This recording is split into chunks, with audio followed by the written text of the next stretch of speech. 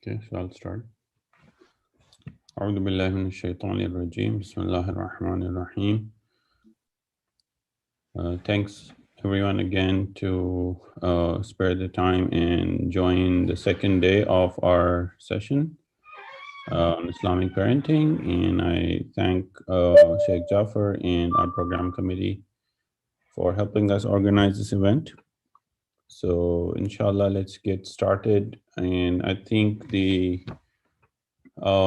pivot from last discussion yesterday was a question about tarbiyah and the issue that if pious people, if their children did not turn out as good as we would expect, I mean, how does that work out? How is that possible? And I guess how should we learn from that? So I'll go ahead and turn it over to the Sheikh. Thank you, Reza. Bismillahir Rahmanir Rahim. وبه نستعين ثم الصلاة والسلام على سيدنا محمد وآله الطاهرين. So first and foremost, I would say a very good question, because we have these examples in the Quran with regards to the son of Hazrat Noah. If we look to Surah Hud, so chapter 11 of the Quran, verse 46, this is where we see the discussion between Noah and Allah subhanahu wa ta'ala regarding his son and how come his son did not get on the ship when Allah subhanahu wa ta'ala also promised to save his son. And then with regards to the son of Adam,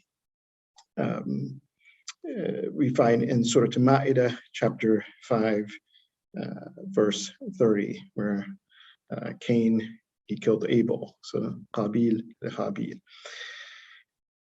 And these two examples, and I'm glad this question came up because it provides us with the foundation to discuss a particular aspect of Islamic parenting, one about how a parent engages with their children, the type of parent-child relationship, and then also a relationship between siblings. You have parents may have more than one child, and so how does the parent interact with both of those children, and then how those children interact with one another, because all of that is a part of the tarbiyah and Islamic parenting. And especially as you mentioned, I think you use a very key word there, and that is, well, you have good parents and righteous parents, but what if the child does not live up to those expectations? And it's very important to understand this, because during the tarbiyah, we do have expectations of our children. And then how do we deal with those children who maybe fail? When we look at them, they failed to meet our expectations, or they failed to live up to the training that we have given them. So how as parents, do we deal with that? So I'm going to start with the son of Noah, as it is in the question, because now this is just with a parent and his child, one single child. So one of the things that we see with regards to this example and how it is portrayed within the Quran, we go to verse 46 of Surah Hud, where he said, and this comes after Noah, he asks Allah subhanahu wa ta'ala that, how about my son? My Lord, my son is a part of my family, and you promised me to save my family. And of course, this is the expectation of any believing family. I'm giving them training, and my family should be saved. So Allah subhanahu wa ta'ala's response to Noah is that, oh Noah, in fact, he is not part of your family. Indeed, he is a man of bad deeds. And this is one of the points that doesn't come across as much in the English as it does in the Arabic. So Allah subhanahu wa ta'ala doesn't attribute him, the son of Noah, as being someone of bad deeds. It's not an attribute, but rather it's almost saying that in his essence, he's not good. Allah says, "Huwa amalun ghayru salih." Didn't say he's a person who's not righteous. He says he's a unrighteous deed in and of itself. And of course, some of the questions came up whether this child was actually a legitimate child or not, because of the way it is said in Arabic. So in some of the tafsirs, they first of all dispel this idea that no, there's no foul play here, that this son of Noah is his legitimate son. It's not a son born out of wedlock. And this is just basically from the way the language is in the Arabic. So Allah says he's indeed a man of bad deeds. So do not ask me something of which you have no knowledge. I exhort you not to be among the ignorant, not to be among the jahilin. And that last part speaks about this parent child relationship, especially in light of when a child, I guess, fails to live up to that tarbiyah. Because if we go according to our understanding and concepts about the prophets, that they're ma'soom, of course, they've trained their children properly. And this is the second part of that question. Was he not trained? Yes, absolutely trained. But that training does not guarantee that they will remain Muslim and their faith will remain intact. This is one thing that every believer, as the Prophet sallallahu alaihi wasallam, he stated, and I mentioned this in my final lecture on the Tarbiyah series. So that final khutbah that ends that Tarbiyah series, if you listen, that the one thing that we want to instill in our children, that we also, as parents or as adults, as any believer must have, is that sense of concern about ourselves and our state of iman. And this is a level of taqwa, meaning that the believer, as the Prophet said, just paraphrasing that hadith, if you go to that khutbah of Jummah, then you'll have the exact hadith. So the Prophet says the believer is never certain about his state of iman, that his state of iman is secure until the angel of death comes, and that person, the angel of death, has taken his soul while he's in that state of iman. So in other words, the believer never takes it for granted that, I believe today in this, and then I'm okay. I don't need to continue to improve my iman and strengthen my iman and my connection with Allah subhanahu wa ta'ala. So ultimately, that tarbiyah that we give our children is that we give them the platform by which they can continue to build their iman, because at one point they will perhaps outlive us, and they'll be there in a time that, well, we won't be there to guide them. We won't be there to advise them. But if we have given them the foundation that they need, they can continue to strengthen their iman and also be in that state that we should be in ourselves, never certain about our fate, that, we will die as believers because I believe now. The only moment that we'll be certain is that when the angel of death comes and takes us. And I gave the example of Khadija, sallallahu alayha, who gave everything for the sake of Islam. And even on her deathbed, she was like, she asked the Prophet, says, Ya Rasulullah, pray for me, because I'm not certain if I fulfilled my duty and my responsibility. SubhanAllah. So there's no guarantee. But what we can do is make sure they have that platform. And this is what this is talking about. One aspect of tarbiyah that truly stands out about in this verse 46 of Surah Al-Hud.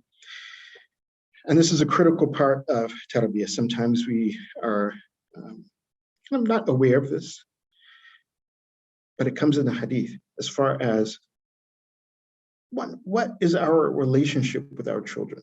One aspect of tarbiyah is that definitely we have to love our children. But can there be too much love?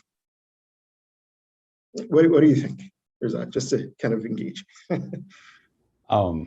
Too much love. I think, I think if the love goes into a territory where you're actually you're opening the bounds and the borders and the limits for the child, that would be harmful for the child himself. Mhm.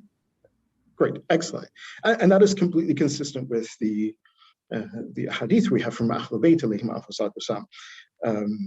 Uh, you know, Imam Bakr alayhi afdalus salam, he says that, having extreme love for your child, again, to the point that is ifrat. He says, this is the worst thing you can do. That means that even if the child is doing something wrong, you're not going to bother to correct them. Oh, this is my baby, this is my child, and you're not guiding them, but rather you're babying them and you're justifying their misdeeds and their wrong deeds. And of course, the Prophet Noah, he's not doing this. He's saying that, oh Allah, you make this promise, and yes, I'm trying to guide my children. Another aspect, yes, even if your child, you see them doing things which are perhaps wrong, which are, again, they're failing to live up to a certain standard of your parent, and I'm going to speak about that, what that standard should be. If they're failing to do this, yes, you don't just simply cut them off. You continue to try to, well, maybe there's some hope. I'm going to continue to remind you, because even at that last moment, Noah was doing Amr bil Ma'ruf, Nahi Munkar. He told his son, hey, son, get on the ship. Anyone who's not on the ship, they're going to drown. This is what Allah is telling me. And the son said, no, I'm going to go to a high mountain. Noah says, look, that high mountain is not going to help you. Get on the ship. So yes, you still try to guide them, but that extreme love cannot be to the point as the Prophet, he states that excessive, or Imam Bakr, he says that the worst father, and this goes for a mother as well, the worst parent, it's usually fathers uses in general category. So the worst father, the worst parent is the one whose kindness is excessive. And the worst child is the one whose negligence makes him disobedient.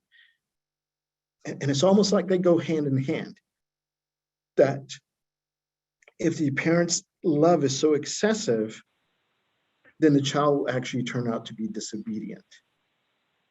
And the question is, disobedient to whom, and where is that love should be directed? Disobedient to Allah subhanahu wa ta'ala. Why? Because the parent is not guiding them away from those things that they should stay away from.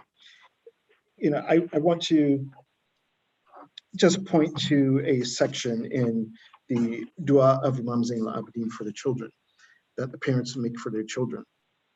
And it's a very interesting point that's made. And that is that when we make this dua, in it, I think it's section 5 of this dua, where we request, if we look at section 5 and section 6, so when we request Allah subhanahu wa ta'ala with assistance in this tarbiyah, the first thing we request that, oh Allah, make my child love you.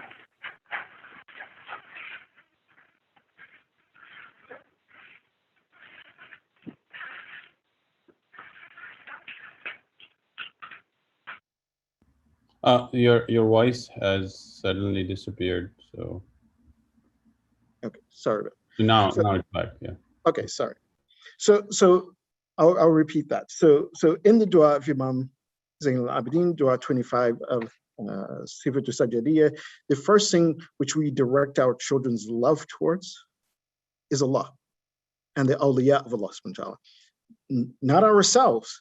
And this is amazing. If you look at the dua, so in the first line, it speaks about the child and their love. What that child should be connecting to and have most love for is Allah and his awliya, meaning the Prophet, the Imams, in our case. And then in a few lines later, it says that, oh Allah, allow my child to have love for me. So in other words, if we're actually doing tarbiyah in its proper way, then what we do is we emphasize the love of Allah subhanahu wa ta'ala, and we emphasize the love of the prophets and the Ahlul Bayt who guide them on the path that Allah subhanahu wa ta'ala wants them to be guided on. We emphasize that over our own love. And our own love is only secondary to that. So that also means, I'm going to go back to that key word you said, expectations. So our children, and it's natural, we ourselves, we fail sometimes in certain ways. And so how do we interact with our children when they fail? And this is what part of this verse is about. The child has failed. Have they failed to meet our expectation? And then because of that, we are upset, and our interaction with the child becomes in a certain way. I'm going to give you an example, and this is a real example of someone I know, someone I met, and we've stayed in contact. This individual who's an adult, I'm not going to mention any names or their personal. The parents wanted their child to become a doctor. Initially, no, actually it was the other way around. So the parents wanted the child to become an engineer. So the child initially, when they went to college, started off in college like, no, I want to become a doctor. And so they started studying medicine instead of engineering. Parents pretty much cut him off, stopped talking to them. Why? Because he wasn't meeting the expectation of the parents. Now, eventually, person switched tracks. So, no, because I love my parents. And again, one thing that I mentioned yesterday, sometimes this concept, which is often misconstrued, that, oh, I'm the parent, they should listen to me. Child should be obedient. And so often in that type of perception, we think that, oh, the child should be obedient to me before, yes, pray to Allah, but they should be obedient to me, because being obedient to me is being obedient to Allah. Rather than understanding, no, first and foremost, the child should be obedient to Allah and the Prophet, the Ahlul Bayt, the Imams, and then me. So yes, if what I'm stating is consistent with what they're saying and their guidance, then yes, my child should be absolutely obedient to me because I'm guiding you in the right way.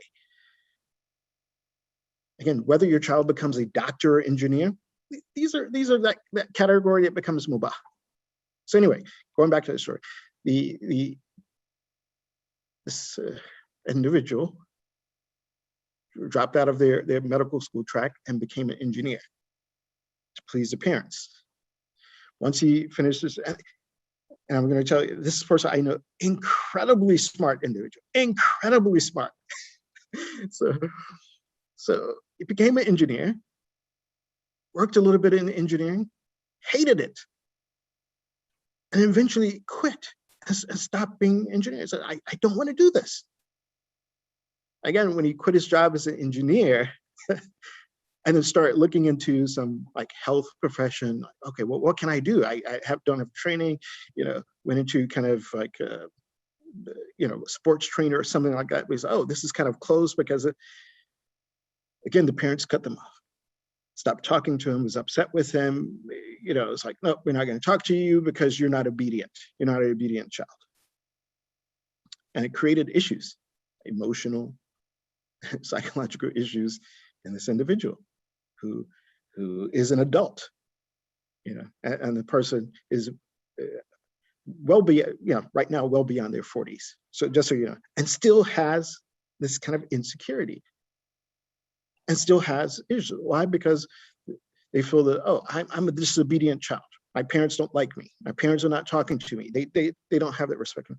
So when it comes to parenting, whose expectation should be met? Is it our expectations as a parent that, oh, you failed my expectation? If this is our standard, what's going to happen in that tarbiyah in the long run? Yes, we're going to actually damage our children. Whereas if we take that perspective that, okay, yes, maybe I have expectations from my children. Hey, I want you to become an engineer or a doctor, not really an artist. Artists they're gonna struggle to live. But if the child's like, nope, I'm gonna become an artist. Okay. Are they earning halal? Yes, as long as you're an artist who has some sort of thing. It's going to be difficult. You're going to struggle, as I said. That's why I wanted you to become an engineer. But is your life in line with the Quran, in line with the Prophet and Ahlul Bayt? It is. Okay, alhamdulillah. You may have failed my expectation, but as long as you're living up to the expectation that Allah subhanahu wa ta'ala and the Prophet Imams want you to live up to, then okay, I'm going to swallow my pride and not be upset with you. I'm going to try and do my best and to work with you. Oh, you need a little help? Okay, I'm going to try to help. Yes, you're going to have to face certain consequences because this is the choice you made, but I'm not going to cut you off. I'm not going to hammer you. See, I told you should have became an engineer. You became an artist. So we have to really understand where our expectations as parents lie and where it should lie. First and foremost, make sure that they are on the path that they need to be. Their connection with Allah, their connection with the Prophet, the Ahlul Bayt, that place where they get guidance from. And so Noah's concern was about that, not about, hey, I expect my children to get. It was like, oh, you should be connected to Allah. Get on this boat. Get on this boat. So that's one thing. Now let's go quickly to, because I want to open it up so we may have more questions and we do. Okay, great. So I'll go through this really quickly. The second part. Okay, with Hazrat Adam, his children, one son is killing the other.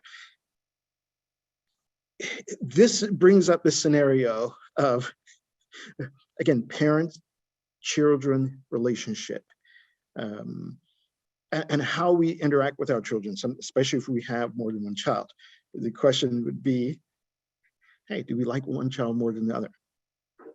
And is that wrong?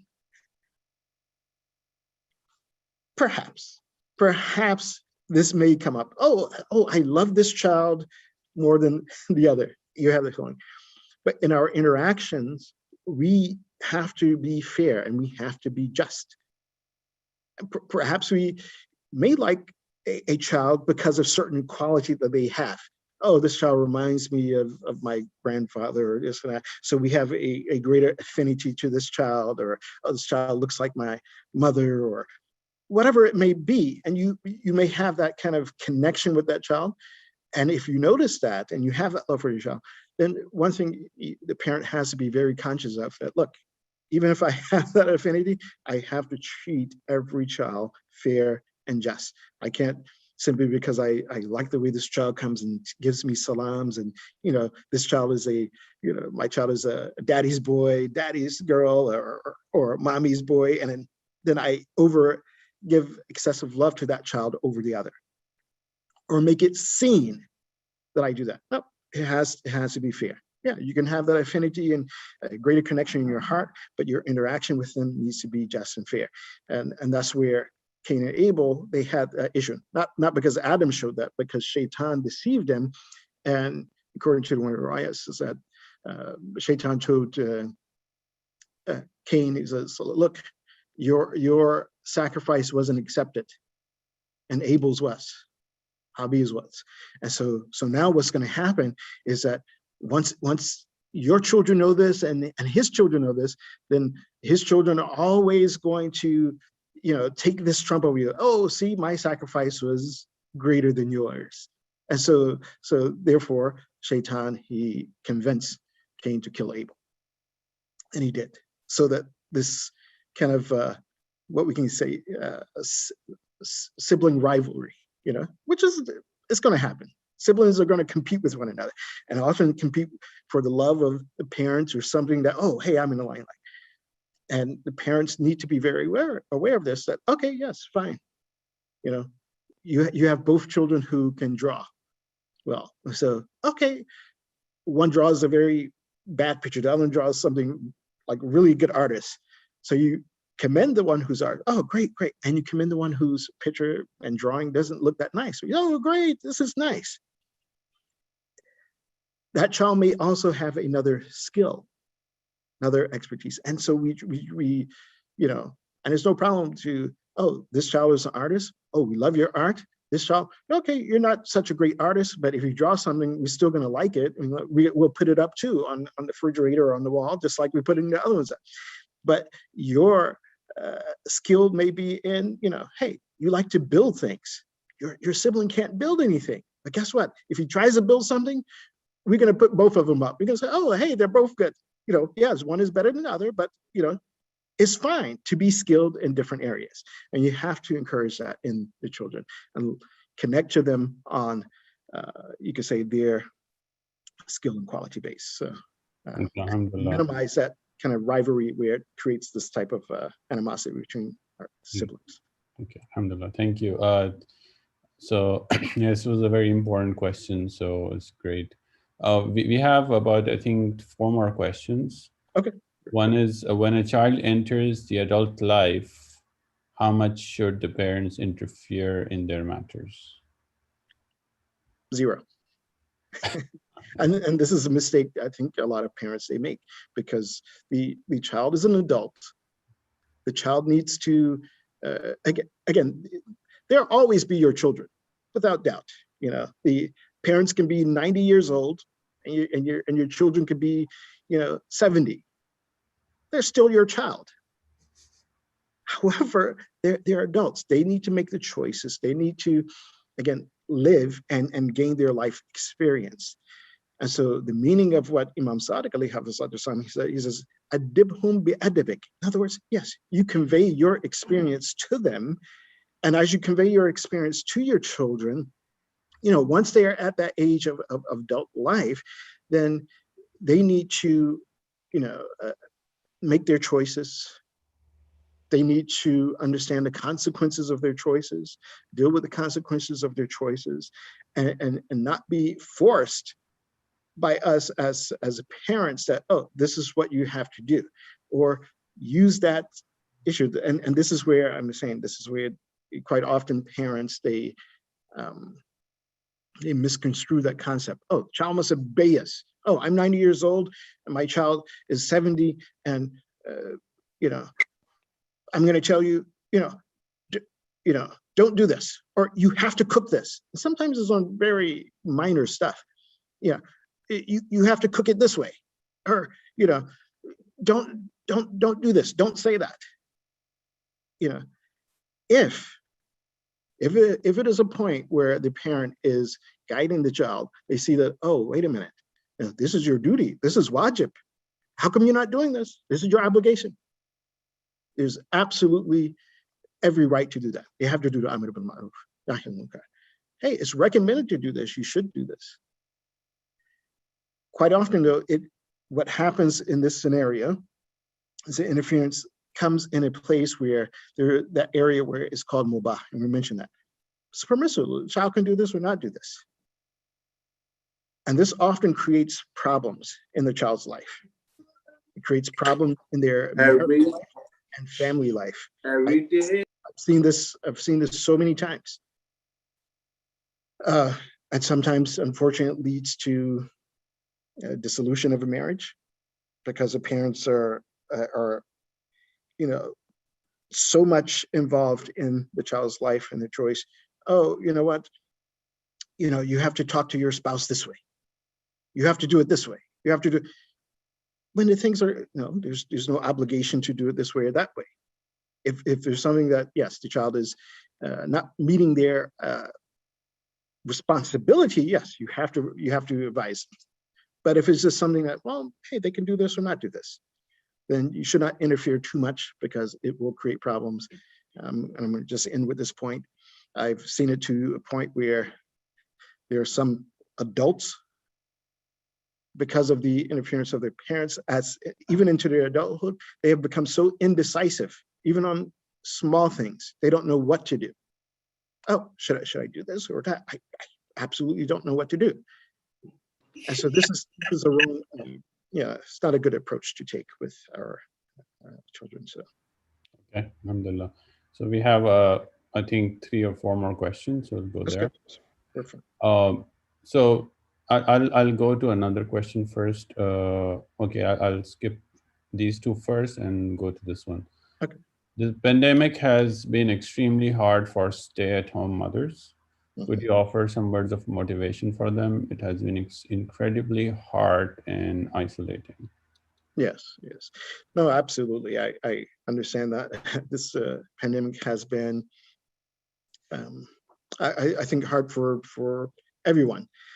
Uh, and I could definitely see, with regards to stay-at-home mothers who, even prior to the pandemic, they're at home.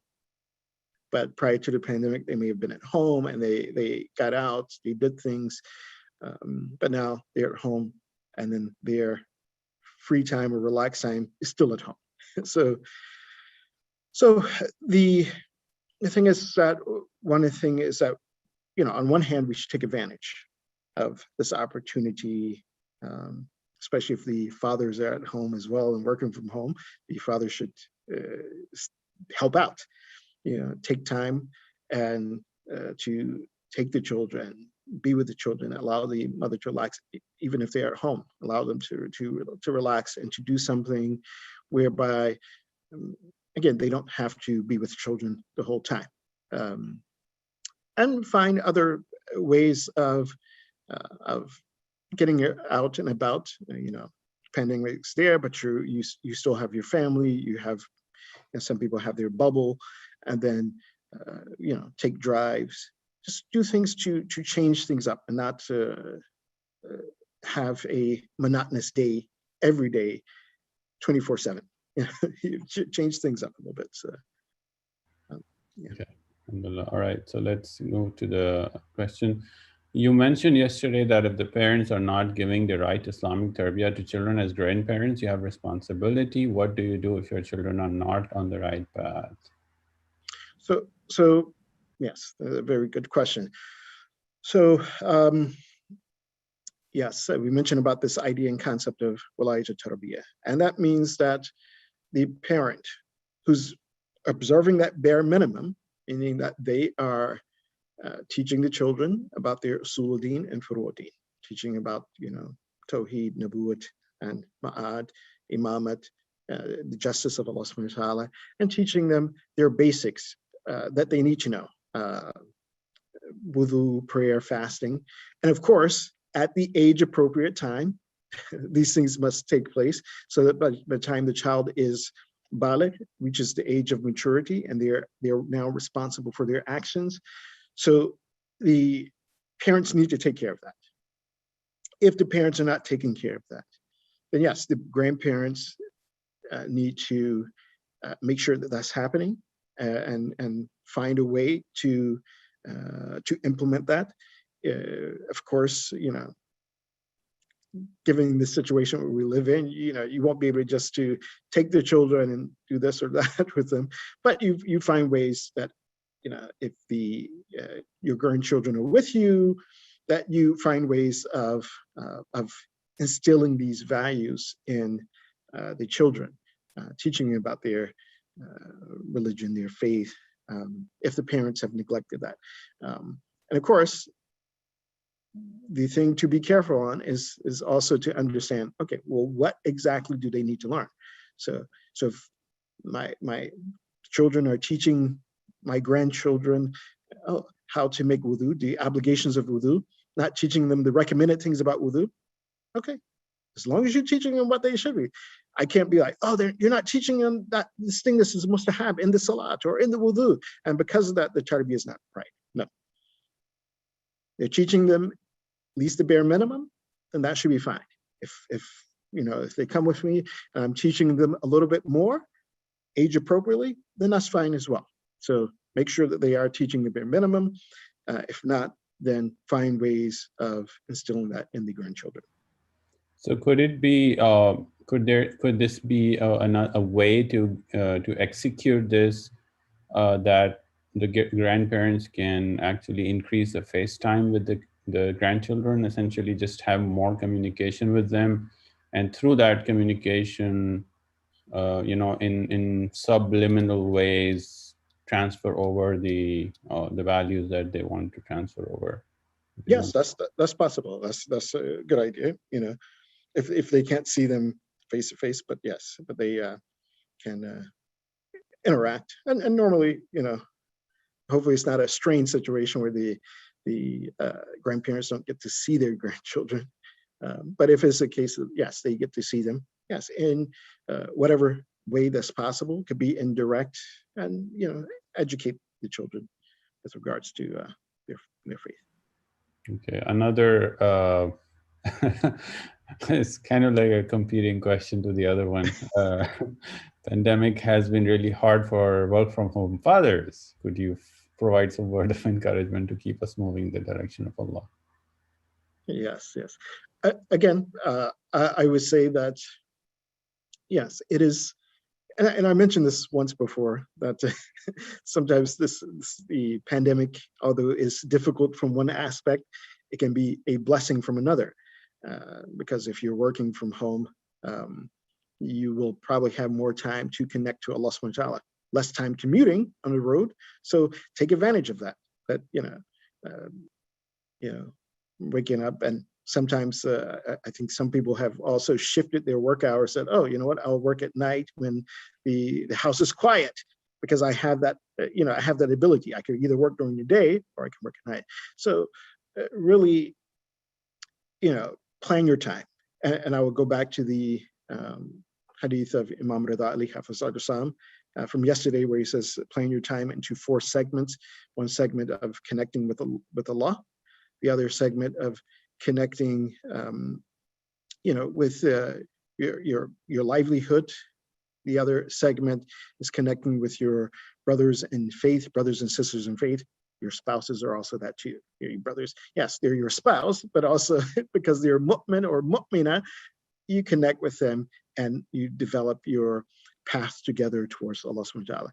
And then the 4th segment is for having fun and enjoyment and pleasure, which is halal.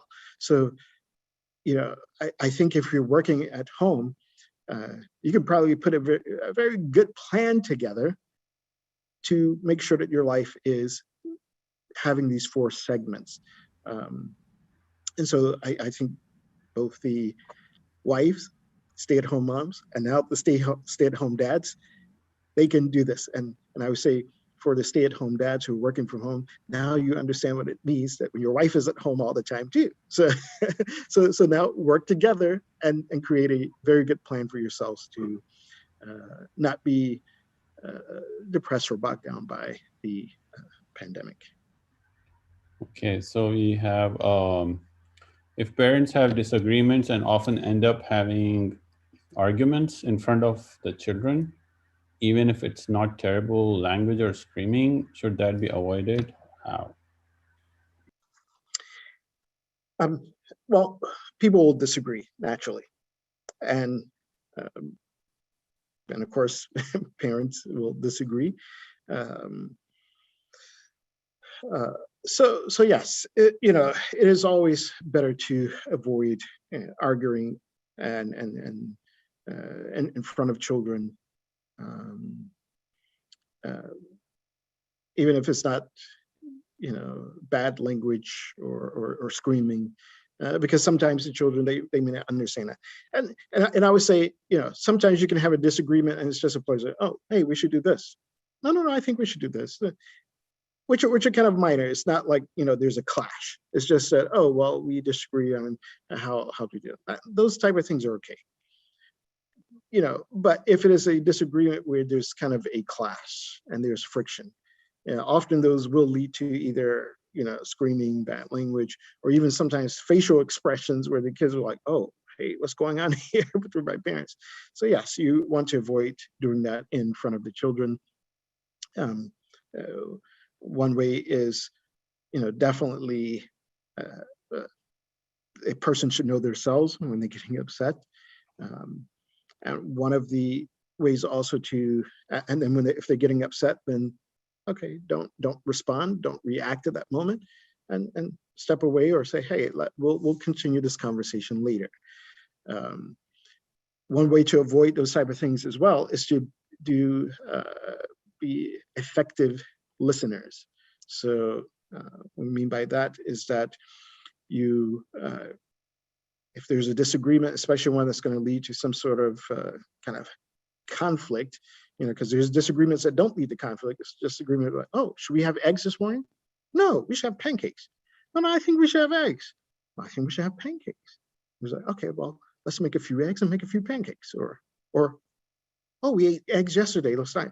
Fine. Those are don't lead to conflict.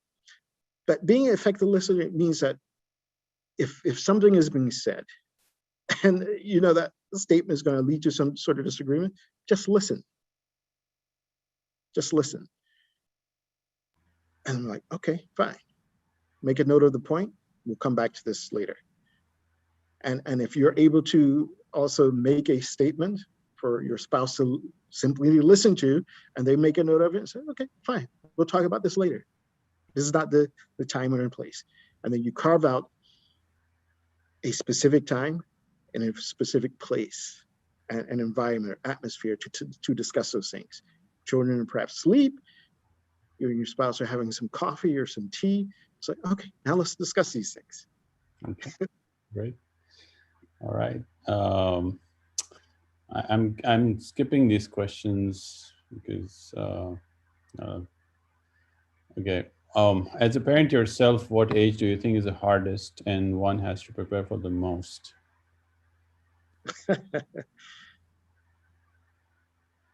well, to be honest, each stage has its difficulties. You know, even from the point of birth, we may think, oh, hey, this is the easiest stage. No, there's still a lot of things that the parents have to do as far as creating the atmosphere in their home, which you may think that, oh, some may not really think of that, but yes, you want to create that kind of spiritual atmosphere in your home. And that atmosphere itself is a means of education and tarbiyah of the children. You know, hey, you're playing Quran in the house. You're praying in the house, and the child may be around, hearing you pray, at times seeing you pray. So each, you know, it's hard to kind of answer this question like just with one answer, but each stage has its own challenge. You know, dealing with the terrible twos, and if your child is running all over the place doing these type of things, you have to remain calm and not be like, oh, this child is young and you're gonna, you know, I'm gonna reprimand you. The child is innocent. Child doesn't really understand. Not Umayyas doesn't understand right from wrong. So you have to be patient with that child. When they become reaching those teenager years, those years when they're starting to become independent, not quite independent, but of course they're going to have the attitudes like, oh, why do I have to hear this? So at that point, the challenge there is to, oh, you know, I have to not, you know, be too judgmental or harsh against my child, but I need to, again, to cultivate their intellect. And this is why we see each stage of that training is different. And quite often, unfortunately, I would say sometimes we don't observe what should be done during those different phases. So we think the teenagers, no, you listen, you do this simply because I said to do it. I'm the parent. And we fail to cultivate their intellectual capacity to understand right and wrong, versus saying that, oh, you do it just because I said it. So, okay, well, look, rather than taking an approach that, hey, this is what should be done, let's look at the options. What's the pros and cons of doing things this way versus that way? And that way, we're cultivating their intellect, and that's what they need at that age. And then when they do become adults, or actually young adults, we're going to have to give them a little bit more independence as well, and responsibility, and how to navigate that aspect of, okay, well, I can't just simply tell them what to do. You know, I've kind of helped them to train their mind. So at this point, I'm pretty much just sometimes a sounding board to give them good advice. But ultimately, they have to make their choice. At the teenager years, you begin to train them, but sometimes you make them inclined to one choice. But when they're at the kind of adult stage, they're going to make their choice. And you just want to make sure that they're kind of making the best choice based on what the training you've given. So there looks like there are four more questions. One of them is a It's fine. very is a very difficult question. So I'm going to go towards two questions I've been skipping over and just Mhm. get very short answers on those first, and then go to the more difficult one after that. So, what are the merits and demerits of homeschooling, in your opinion? This is a question that is a you know, there are a lot of aspects to that. So, um, you know, I would say a person should really do their homework and due diligence there. But of course, with the merits of it is one that you will be able to teach the child and instill in the child what you want to instill with him in training. Uh, the I would say demerits are probably risk. I'll put it that way. That the risk may be that if you're not really qualified to teach them, then this may be a little bit detrimental to them. Number two, if you are neglecting the social aspect of that the child needs, you keep them at home, but they have no social interaction. Social interaction is very important for children. So if a parent or parents are homeschooling correctly, then it could be very advantageous for them. So do your homework, find out there are others who've written books about the pros and cons of homeschooling. Understand those pros and cons, and then make your decision based on that. Sure. Great. Great. How can we instill love for Allah and Ahlul Bayt in the children? Uh, to instill that love for them is first and foremost the parents to show that love themselves towards Allah subhanahu wa ta'ala and the Ahlul Bayt. Again, when I go back to that point you made earlier, your expectations first and foremost should be that expectation that Allah subhanahu wa ta'ala had from your children, the Ahlul Bayt, that example. And your own expectations are secondary to that. Hey, does my child become a doctor, engineer, or artist? Yeah, I would love for them to become a doctor, but if they became an artist, fine, as long as they're following what they should be doing by Allah. So if you have that love for Allah, you have that love for Ahlul Bayt, understand their way of life, the criterion of life, and you just transfer that to your children and through the education and tarbiyah. So, Great. Great. So this is the tough question which I was mentioning: how best to protect our kids from the whole this whole thing movement and going around, so that kids don't accept in the name of tolerance and see the haram in it. so again, I'll refer back to educating our children based on the Quran and based on the sirat of the Ahlul Bayt, alayhim salatu wasalam. So they need to be very clear about what is halal and what is haram.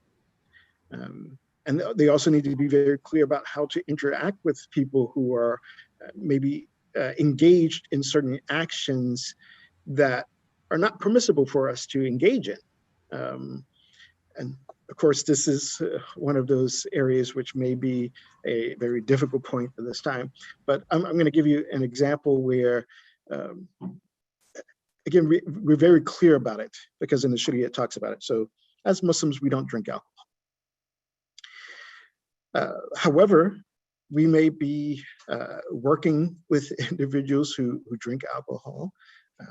At the dinner party, say you're going to drink alcohol. Some people may have family members, so those who embrace Islam, that their family members may drink alcohol. And so how do you interact with them and not I'm just going to be tolerant? First and foremost, you have to realize that, okay, these individuals who are living a lifestyle, which is not the same as our lifestyle, they're still human beings. They're still human beings. And they are and will be subject to, Allah's reward and punishment, however it may be. So with regards to drinking alcohol, again, very clear definition or path of interaction in the ahkam. So can I engage with someone who's drinking alcohol? They're my colleague at work? Yes. But now you want to sit down at a table and they're going to, we're going to have our wine for dinner. Well, you know what? I can't really sit at this table while you're having wine. If you want to eat together, okay, we're eating together. But at the point you want to have your wine, if this is such that I can convince you to, okay, have your wine after dinner. Let's eat together. Now, I'm going to step away while you have your wine. I'm going to go have some coffee. When you finish that wine, I'll come back to the table. Of course, sometimes there are circumstances where, if I move away from this, business dinner, and everyone's having, I'm going to lose my job, I'm going to lose my livelihood, this type of thing. So, the Ahkam says, well, in this situation, it is allowed, permissible to do that, only to the extent that you're saving your livelihood and job. Beyond that, just for leisure and pleasure, no. So we got to be very clear about this and how we interact with individuals. So yes, those who are mentioned in this question, yes, they live a lifestyle that is not conducive to our lifestyle. Yet they are human beings, yet they are the creation of Allah subhanahu wa ta'ala. Something that even Lut, when we read the story there, Lut, he also realized that. And what did Lut do? First thing he does, hey, I have daughters. He's trying to engage with them on a positive, I would say in a positive way. And trying to encourage that, oh, hey, this is the lifestyle that Allah likes, that Allah wants. Because this is what was revealed to Lut. And the stories in the Bible, in the Quran. There's no doubt about that. So this was his first engagement. But at the point where Lut realized, and Allah subhanahu wa ta'ala told him, says, look, there's no hope at this point. And Allah told Lut, says, okay, now you need to leave because, you tried your best and you interacted and you engaged in a very civil, polite manner, even though they were living in a way that Allah is saying that I didn't want them to live, and you conveyed this to them. So at that point, then you part your ways. So that means that if we instill the values of the Quran, and we instill the values of the Ahlul Bayt, in them, then we will understand how to engage and interact. I'll give one story that was also, because that's in the Quran. We also have one in the Riwayat as well, where a person came to Imam Ali and claimed to be among this community. So Imam Ali, and this is when Imam Ali, he was the Khalifa. And of course, he had the right to exact the Sharia law, I guess. So person said this, Imam Ali said, no, go about your way. Maybe you're mistaken. Take this up between you and Allah. Take this up between you and Allah. Again, because to prove this, and this is one thing that sometimes we forget. We can see people, some people who look a certain way, who may act a certain way, and we can almost be certain, oh yes, they're from among this community. But you haven't witnessed in that way, and it's difficult on purpose. It's very difficult on purpose to actually say that, oh, hey, someone has done this act which is completely vile and forbidden. You have to see it to the extent that there's absolutely no doubt. And I'll say that, and this is interesting. So in Islamic law, oh, hey, I see two people of the same sex, they're kissing, or they're doing this. That doesn't lead to the point of exacting the Islamic law against them, or to make an accusation. They're from this, they're holding hands, or they're doing something. They could be hugging or rubbing up against. In Islamic law, that is not a standard, even though we may be certain. I'm kind of absolutely certain. So all of these things we need to understand. We need to be very clear about. And then, like going back to the story, that's why Imam Ali, when the person came to him and says, oh, hey, I'm from this, I did this. Imam Ali says, no. Maybe you're mistaken. Go back. He comes back, he says, oh, Imam, I swear by Allah, I did this. He says, no, you talk to Allah. This is between you and Allah. Why? Because Imam Ali says, I didn't see anything. And then, third time he comes and Imam Ali says, he says, look, he says, why are you making this statement? Again, what's the purpose of it? He says, go talk to Allah, pray to Allah, and then go about your business. And the person for the fourth time, no, I did this, punish me, punish me, punish me.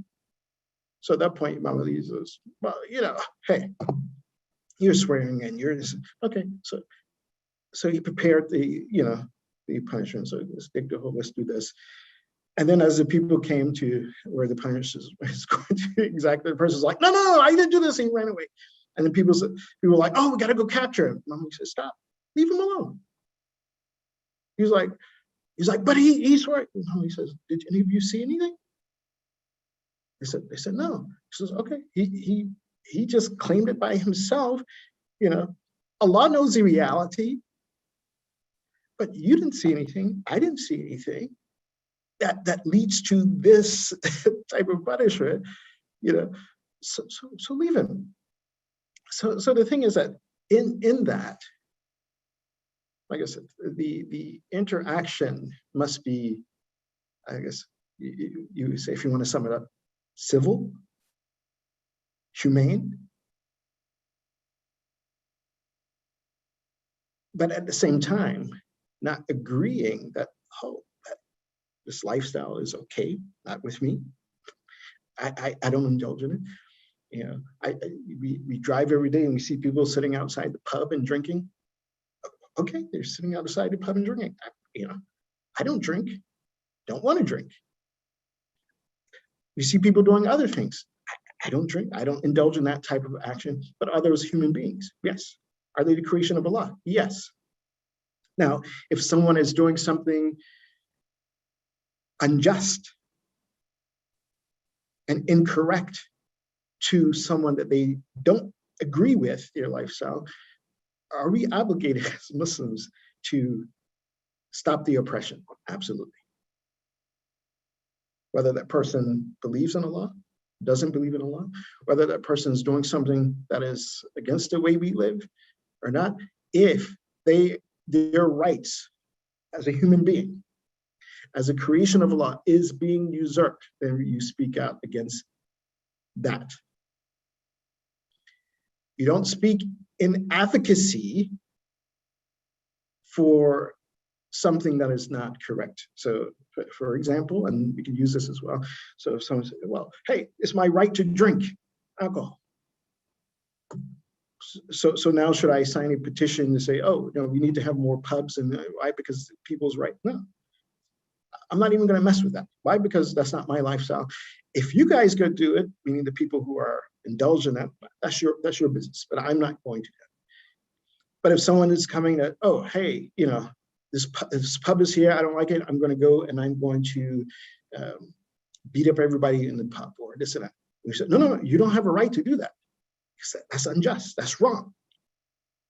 You disagree with them, you sell them in a manner which is civil and humane. But that doesn't mean that I advocate for what is incorrect. So should we advocate that, oh, hey, like in some European countries, drugs are free to use. Oh yeah, should we go and be champion? Oh no, it's good to, we need to have, just as we have pubs and alcohols, we need to have marijuana bars and cocaine bars. It's okay in these places. No, I don't use that. It's not part of our lifestyle. It's not something we agree with. So I'm not going to advocate for it. But if it happened and someone disagrees with that, we can't allow those persons or advocate that people come in and harm those people simply because they've chosen that thing, which is wrong. But what we can do is say that, hey, we invite you to this other way of life. Just like Luke did. We invite you to this other way of life. This is a good way of life. This is the way we live. And then you accept it, you don't accept it, then I'm not going to harm you. I'm not going to do anything to you. You're Allah's creation. Allah will deal with it.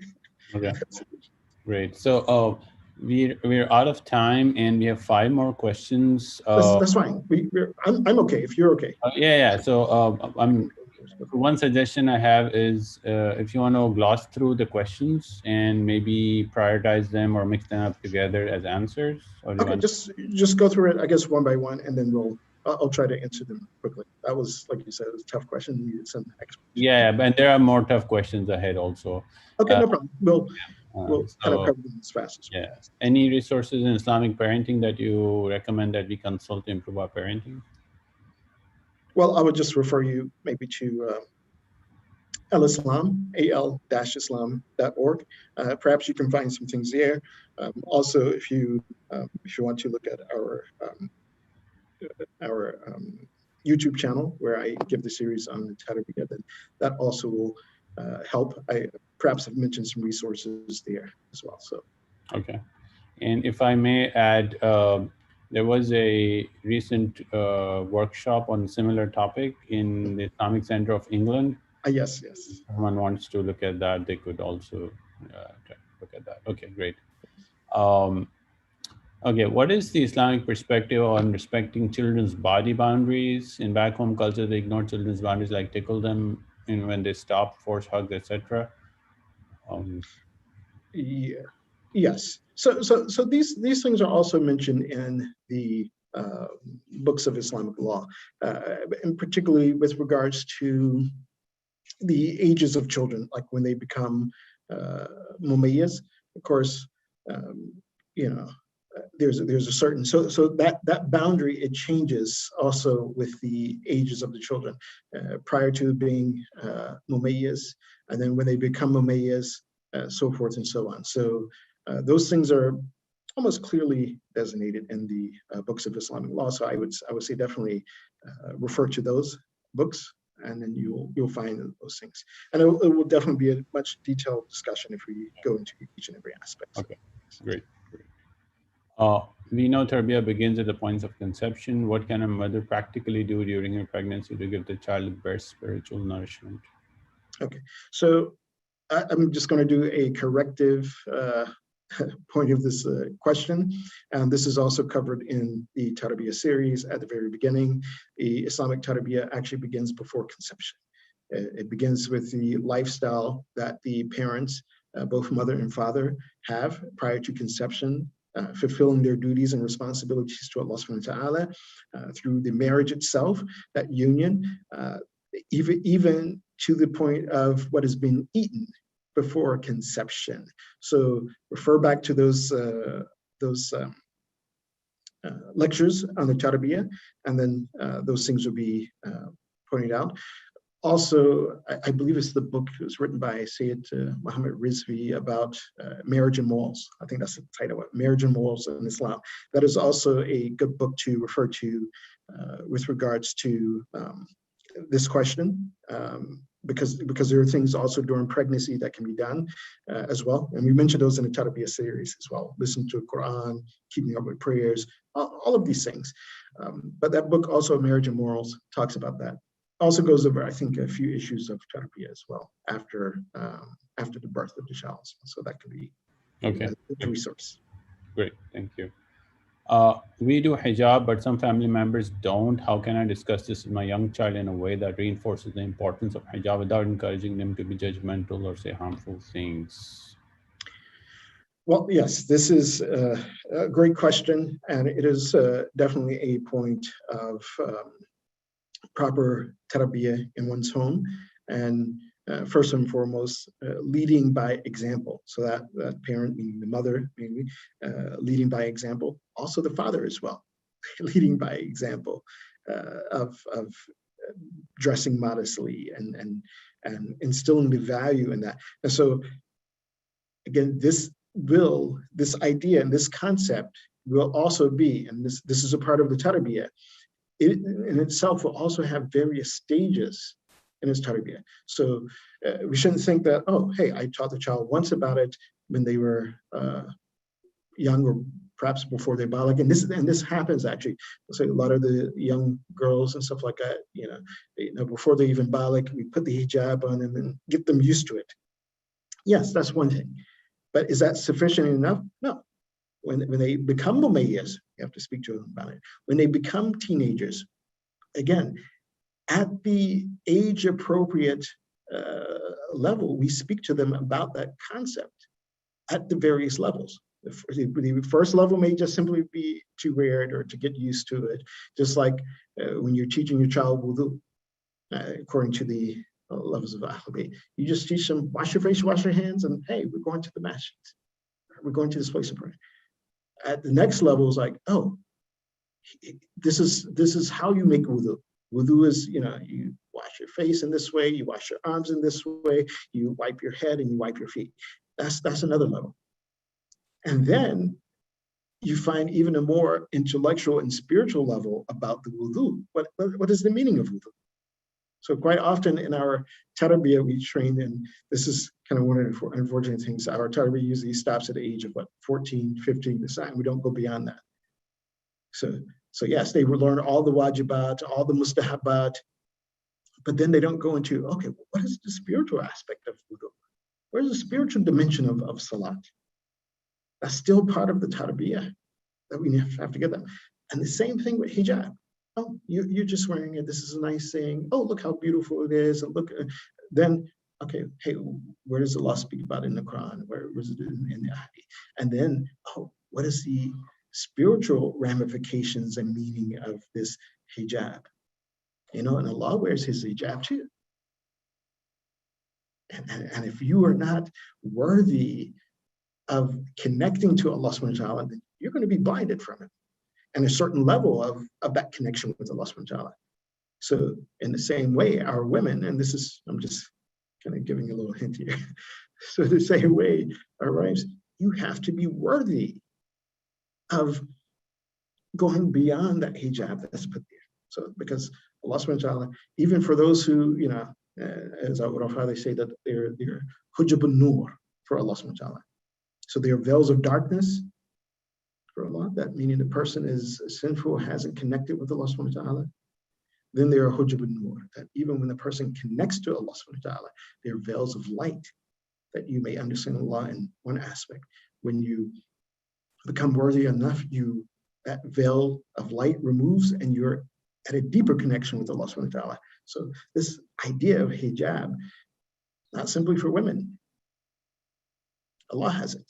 And this is a great reflection between Allah subhanahu wa ta'ala and women, that type of veil. Men also have their hijab, but these are things you teach your children at stages. And so that's how you, first of all, understand. And so we need to gain a deeper understanding of these ideas and concepts and why we do them. We do them at one point. Oh, we do them because this is what our family's always done. Oh, we do it because this is what is obligatory upon us. Yes. But then there's we do this. Why? Because there's a greater meaning behind this, greater spiritual meaning. So we have to teach them at all levels. So. Thank you. Last question is, it's summer and we see lots of skimpily dressed people around. I've taught my preschoolers it's bad. Now they point at such people and say it's bad, which becomes embarrassing. Any advice?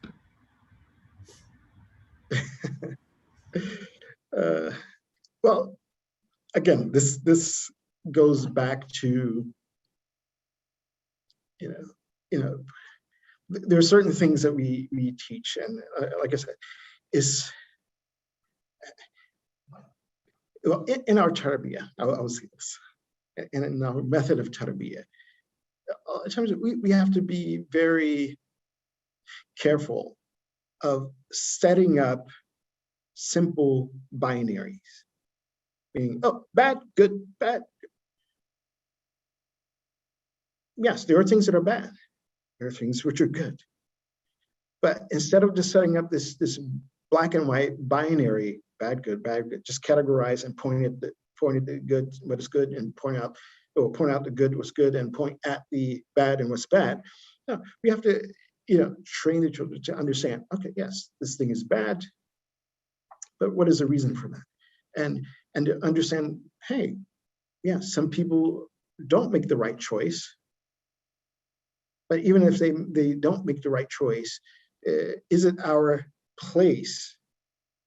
And also, when is it, and when may it be our place to point that out and to try to correct it?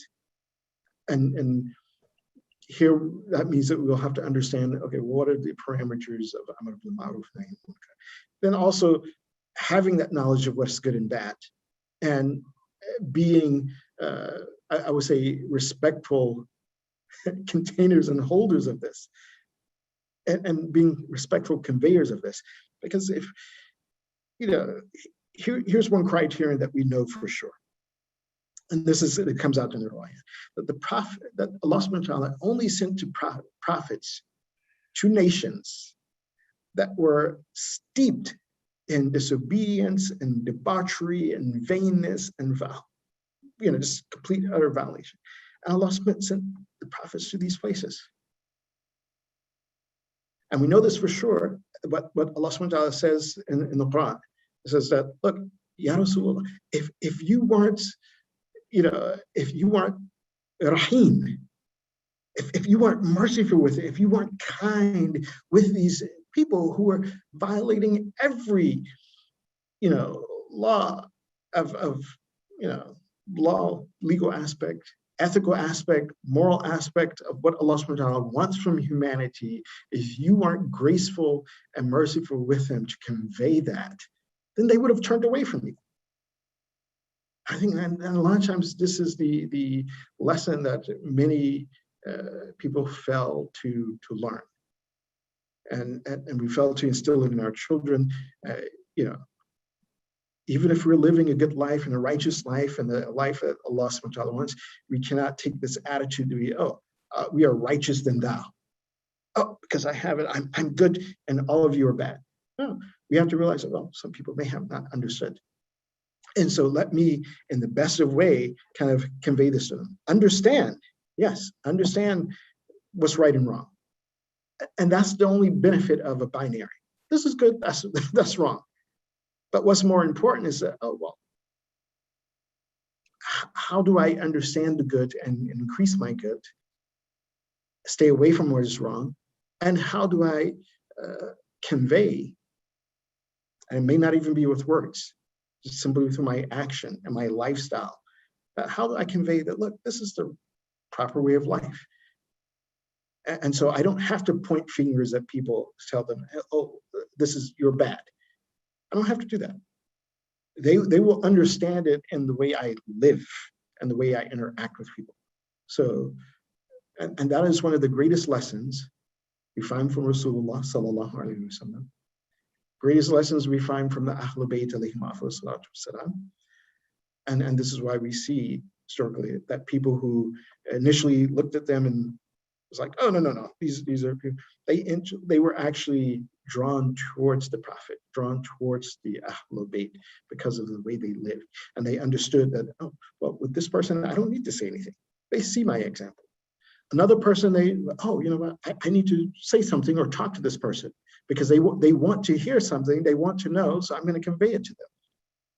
And so that's the most important thing, I think, with regards to this, and also with regards to that very difficult question that we tackled early, that you can't be righteous and thou. You have to understand, live by that code, and when people see you living by that code, living in the right way, it will attract them, and learn how to convey to them what as you believe, as I believe, what is right and what's wrong, without even saying it as well. Excellent. Thank you so much. I think that kind of ends the questions. And once again, I appreciate your time and the program committee's assistance with this, and Asham's. So inshallah, this is really great. And hopefully these videos will be on YouTube for people who haven't watched this or haven't participated in this. So we hope to, inshallah, have other such seminars in the future. If anyone has any questions or other topics that they want to have discussions around, or even if they want to, take this to another level for parenting, we can definitely work something on that. So appreciate everyone's time once again to stay around for this long.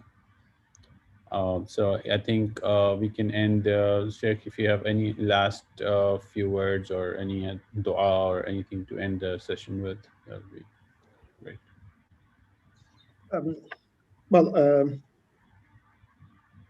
I'll just end, first of all, thank you for putting this seminar together. And I ask Allah subhanahu wa ta'ala to give all of us tawfiq in raising our children the way they should be raised. Tawfiq, as Imam Zain al-Abidin alayhi wasallam, he asks Allah subhanahu wa ta'ala, "A'inna ala tarbiyati awladina," to Allah help us to instill the proper training and education in our children. And then we ask Allah subhanahu wa ta'ala to make us among the helpers and companions of Imam Zaman, and if we're not living at our time, make our children among his helpers and companions. So, okay, thank you. Thank you, everyone, for attending this. Okay.